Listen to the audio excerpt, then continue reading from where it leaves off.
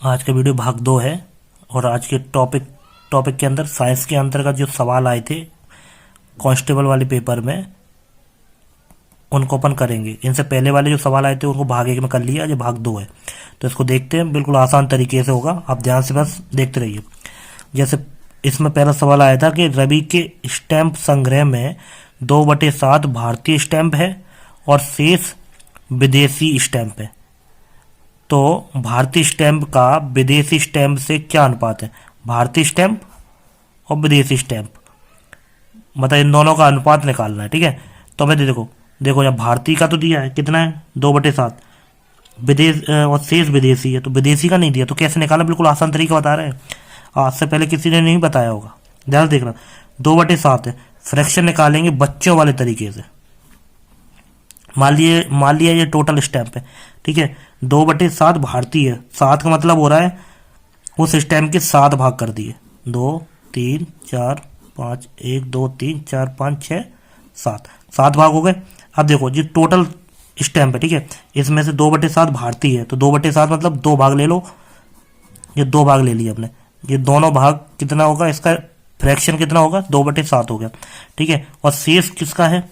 शेष है विदेशी, तो विदेशी का कितना ऐसा हो जाएगा, 1 2 3 4 5, 5/7 जी विदेशी का बचा, ठीक है। तो इतनी आसानी से अपने इसको निकाल लिया। ऐसे भी निकाल सकते थे कि एक में से भारतीय स्टैंप को माइनस कर दो, तब भी इसको सॉल्व करोगे तब भी 5/7 आ जाएगा।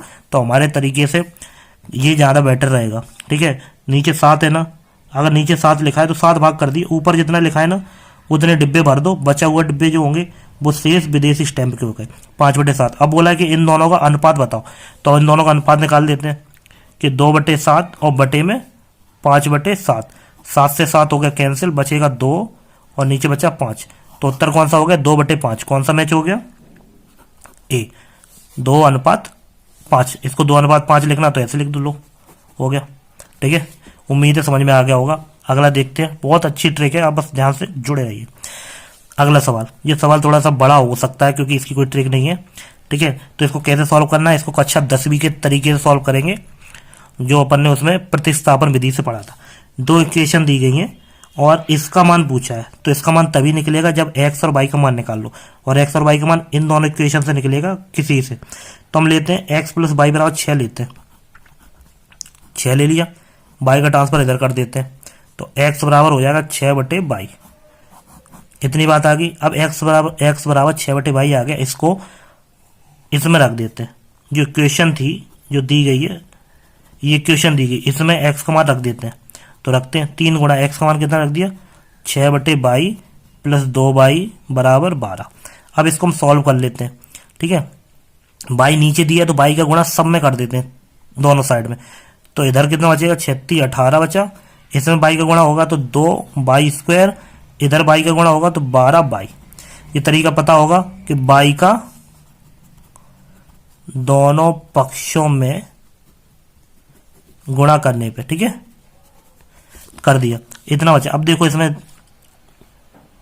इसको इधर उठा ले आते हैं, तो कितना आ जाएगा, तो आ जाएगा 2y² - 12y + 18 = 0, ठीक है। अब इसमें हम लगा देंगे एक y के 2 मान निकल के आएंगे, मान निकालेंगे, ठीक है, y के। तो देखो निकालते हैं कैसे मान निकलेगा। एक काम करते हैं, इसमें से कॉमन आ रहा है वो कॉमन ले लेते हैं, 2 कॉमन आ रहा है, तो यहाँ बचेगा y², यहाँ बचेगा 6y और यहाँ बचेगा 9 = 0, और 2 को उधर भेज दोगे इधर, तो 2 इधर जाएगा भाग में और वो खत्म हो जाएगा, तो बचा कितना, y² - 6y + 1। बस अब हमें इसको सॉल्व कर लेना है, y² - 6y + 9 = 0। इसको तो पता है, बीच वाले के 2 ऐसे कर लेते थे, 3y - 3y + 9 = 0। एक जोड़ा इसमें एक जोड़ा इसमें, ऐसे जोड़ा बनाएंगे, इसमें से कॉमन क्या आ जाएगा, इसमें से कॉमन आ गया y और ब्रैकेट y - 3, इसमें से भी यही आ जाएगा कि -3 ले लिया तो y - 3 और बराबर में 0, दोनों ब्रैकेट में सेम आना चाहिए। अब इससे हम निकालने जाएंगे तो y का मान कितना आ जाएगा, y - 3 है बराबर 0, तो y बराबर कितना आ जाएगा, 3 आ गया, ठीक है, y बराबर 3 आ गया। इस 3 को वापस से अपन इस इक्वेशन में रख दें, y का मान कितना है, 3 है, इसमें रख देते हैं। देखो 6/y है तो 6/y का मान कितना रख दिया, 3 रख दो, 3, 3 से इसको काटा 2 बचा, तो x का मान 2 आ गया, y का 3 आ गया। अब इन दोनों मानों को अपन इसमें रख देंगे, इस इक्वेशन में। देखो रखते हैं, 9 गुणा x का मान कितना है, x का मान 2 है, तो 2 का स्क्वायर प्लस 4 गुणा y का मान कितना आया था 3, तो 3 का स्क्वायर। सॉल्व कर दो, 2 दूनी 4, 4 ने में 36 प्लस 3 त्रिका 9, 9 चौको 36 बराबर कितना आ गया 72। देखते हैं मैच करता है कि नहीं, इस ऑप्शन से मैच करके। जो थोड़ा सा लेंदी हो गया, बाकी सब छोटे ही सवाल है, ठीक है। अगला सवाल देखते हैं। अगला बहुत आसान है, देखना आप ध्यान से, डायग्राम बना के पूरा सपाटा कर देंगे, उसका पूरा निपटा देंगे वहीं पे। तो देखो अगला सवाल है, क्या बोला, एक व्रत है, तो लो भैया व्रत बना देते हैं। भैया जैसा बोलेगा क्वेश्चन वैसे ही अपन चलेंगे। लो भैया व्रत बना दिया। अब क्या बोल रहे हैं, यदि जीवा CD की तुलना में जीवा AB केंद्र O के अधिक निकट हो, मतलब ये यहाँ पे हो गया केंद्र, ठीक है। अब बोले CD जो है, ये मान लीजिए जो है वही CD, ये मान ली CD जीवा। जीवा क्या होती है, जो व्रत के 2 पॉइंट पे जाके टकराए, ठीक है, जीवा हो गए। आप क्या बोले, जो CD है ना और AB है, AB जो है ना वो केंद्र के ज्यादा पास है, केंद्र जरा इसके पास में है, ठीक है, CD से आगे, तो लो जी बना दिया। तो ये हो गई AB, ठीक है। CD की तुलना में जीवा AB जो है वो O के ज्यादा पास में है, तो पास में होगी कि नहीं होगी, दिख रही कि नहीं। अब यहाँ कंडीशन दी गई, इनमें से कौन सी फॉलो हो रही है, अब यहाँ पे देख के बताओ, यहाँ पे नहीं देखना, यहाँ पे देखो AB और CD लिख दिया, ठीक है। अब देखो खुद दिखाई दे रहा होगा, ये वाली लाइन देखो छोटी है और ये वाली लाइन बड़ी, कौन सी वाली लाइन बड़ी है, AB की। तो सीधी सी बात है, AB बड़ा है CD से। समझ में आ गया ना कि AB की लाइन बड़ी है तो AB बड़ा होगा किससे, CD वाले से। तो ये कंडीशन फॉलो होगी, AB बड़ा है CD से। कौन सा ऑप्शन मैच कर रहा है, AB बड़ा है CD से, तो ये वाला ऑप्शन मैच कर गया। अगर समझ में आया हो और इससे पहले इस सवाल को करना नहीं आता है और अब आ गया हो, तो चैनल को सब्सक्राइब करना मत भूलना और लाइक भी जरूर करना। अगला सवाल देखते हैं। तो अगला सवाल अपनी स्क्रीन पे है कि इसमें पूछा है, वह छोटी से छोटी संख्या बताओ जिसमें a 1100 से 1100 का गुणा कर दें और गुणनफल पूर्ण वर्ग बन जाए। पूर्ण वर्ग समझते हो, पूर्ण वर्ग होता है जैसे कि 16, पूर्ण वर्ग है कि नहीं, मतलब 16 का रूट निकालो तो 4 आता है। अगर इसका रूट निकलना है तो जो है ना 16 पूर्ण वर्ग होगी, मतलब जिसका वर्गमूल निकल सकता है उसको पूर्ण वर्ग बोलते हैं, ठीक है। तो 1100 में किसका गुणा करें कि जो पूर्ण वर्ग बन जाए, तो देखो 1100 हमने लिख लिया, ठीक है। 1100 के हिस्से करते हैं, देखो 11 गुणा 2 जीरो का मतलब क्या है 100, तो 100 को कितना लिख सकते हैं 10 गुणा 10, तो 11 गुणा 10 गुणा 10 लिख दिया हमने, ठीक है। इतना हो गया। अब देखो पूर्ण वर्ग कैसे बनेगा, पूर्ण वर्ग तब बनेगा इसके ऊपर रूट लगाया, हमने क्या बोला रूट निकल जाए, और रूट से संख्या बाहर कब निकलती, तब जब उसका जोड़ा हो। देखो 10 का जोड़ा है पूरा, किसका जोड़ा कम है, 11 का जोड़ा कम है, मतलब इसको एक 11 हम दे दें, इसको एक 11 दे दें तो ये पूरा हो जाएगा, पूरा हो जाएगा, मतलब वर्गमूल निकल सकता है, मतलब एक 11 की कमी है, तो जिसकी कमी होगी ना वही अपना उत्तर होगा, तो मतलब 11। पता चल गया ना 1100 में किसकी कमी है, या ऐसे भी कर सकते हो कि इसमें दे दो 11 का भाग, कि 11 कम 11 0 0 10 10। अब बताओ वर्गमूल के लिए हमें क्या चाहिए, जोड़ा बनाया जाता है। देखो ऐसे कितना आया 11 गुणा 10 गुणा 10, वर्गमूल तभी आएगा जब ये 11 का जोड़ा बनेगा। 10 का तो है, 11 का कम है, 11 का किससे पूरी होगा 11 से, ठीक है। तो एक 11 की कमी है, जिसकी कमी है ना वही अपना उत्तर है, उसको दे दो इसे, तो वो क्या बन जाएगा, पूर्ण वर्ग बन जाएगा। उम्मीद है समझ में आ गया होगा। अगला देख लेते हैं इसी बात पे। अगला फिर से बहुत आसान सवाल है, देख के बहुत कठिन लग रहा है। देखो इसमें लिखा है 1 से लेकर 25 तक की गिनती लिखी है, तो सबसे पहले 1 से लेकर 25 तक की गिनती निकाल लेते हैं, ठीक है। तो देखो यहाँ पे हमने गिनती निकाल ली 1 से लेकर 25 तक की, ठीक है। अब उसने बोला इसमें से चयन करना है, किसका चयन करना है, अभाज्य संख्या का चयन करना है और उसकी संभावना बतानी है। अभाज्य संख्या चुनने की संभावना, संभावना मतलब हो रहा है प्रायिकता पूछी है भैया, प्रोबेबिलिटी पूछी है, ठीक है। तो अभाज्य संख्या की पूछी तो पहले अभाज्य संख्या निकाल लो। प्रायिकता जो होती है, प्रायिकता ही का सवाल याद रखना, ये संभावना का मतलब प्रायिकता ही हो रही। प्रायिकता निकलती है, एक अपने को पता हो टोटल, टोटल को नीचे और ऊपर ले आएंगे जिसको सिलेक्ट किया है। तो सिलेक्ट किसको किया है, अभाज्य संख्या। इसमें से ढूंढो अभाज्य संख्या कौन कौन सी है।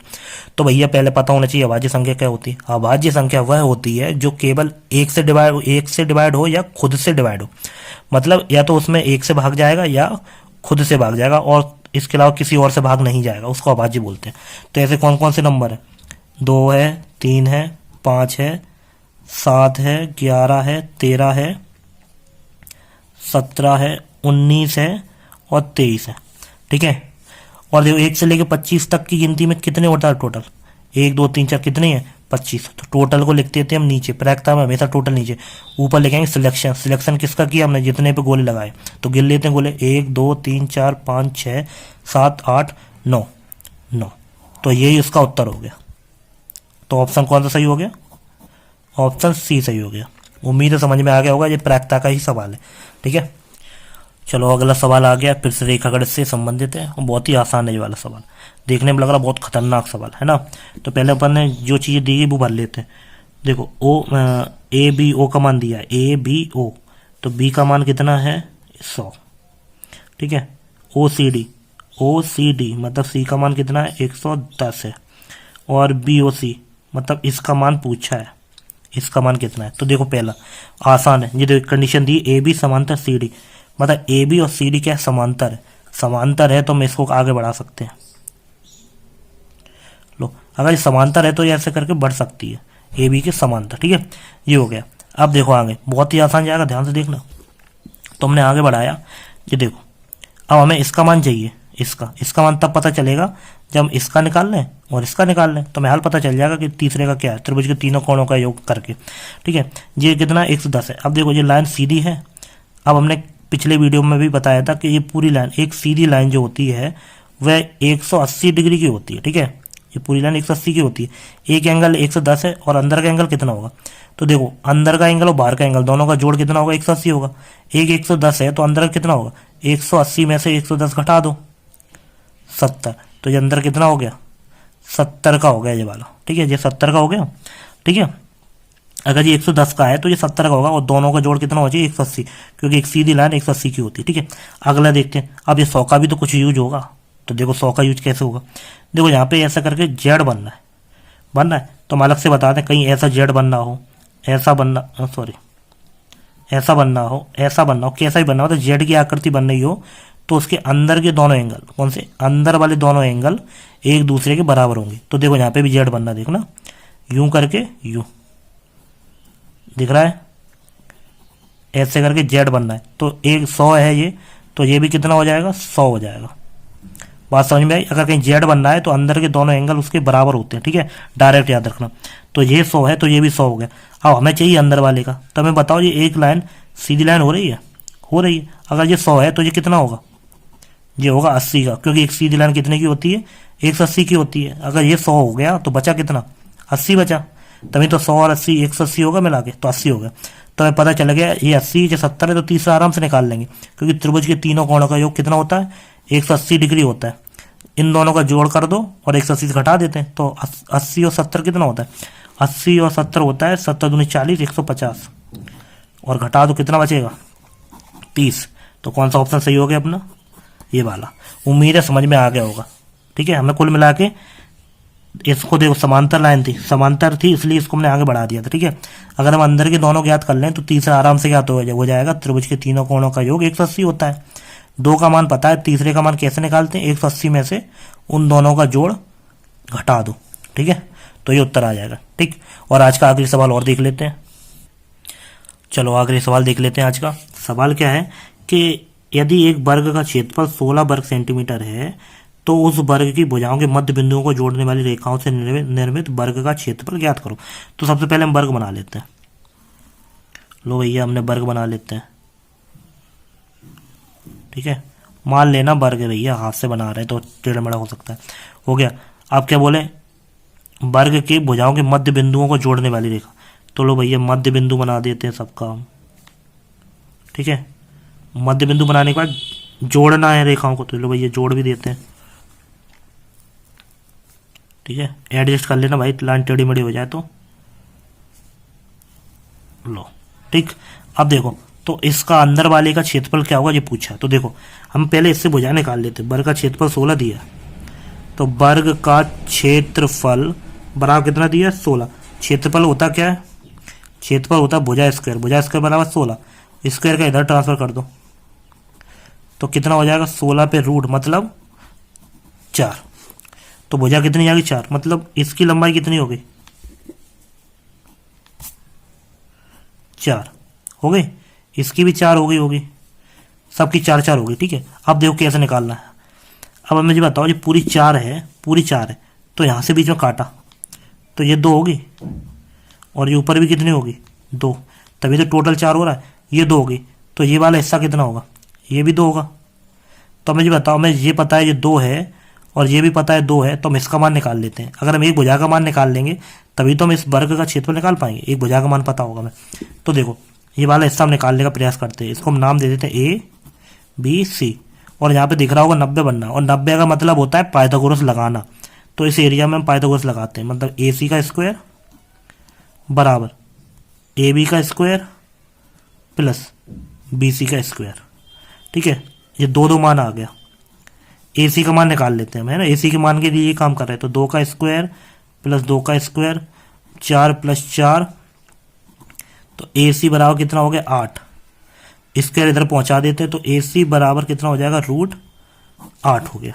ठीक है, अब देखो हमें एक भुजा का मान पता चलेगा, इसका मान कितना है √8, इसका भी √8, इसका भी √8, इसका भी √8। क्यों भैया, क्योंकि ये वर्ग है। अब हम इससे आराम से निकाल लेंगे अंदर वाले वर्ग का क्षेत्रफल। तो देखो, वर्ग का क्षेत्रफल क्या होता है, भुजा स्क्वायर होता है, तो ये होगी भुजा और ये हो गया स्क्वायर। स्क्वायर से वर्गमूल, वो स्क्वायर से रूट कैंसिल हो गया, तो कितना बचा 8। तो यही हमारा उत्तर हो गया 8 वर्ग सेंटीमीटर। देखते हैं मैच हो रहा कि नहीं। तो ये अपना मैच हो गया। अगर वीडियो अच्छा लगा हो, आपको फ़ायदा किया हो, तो चैनल को सब्सक्राइब करना मत भूलिएगा, और मन करे तो लाइक भी कर सकते हैं। मिलते हैं अगली वीडियो में नेक्स्ट पेपर के साथ। तब तक के लिए धन्यवाद, नमस्कार।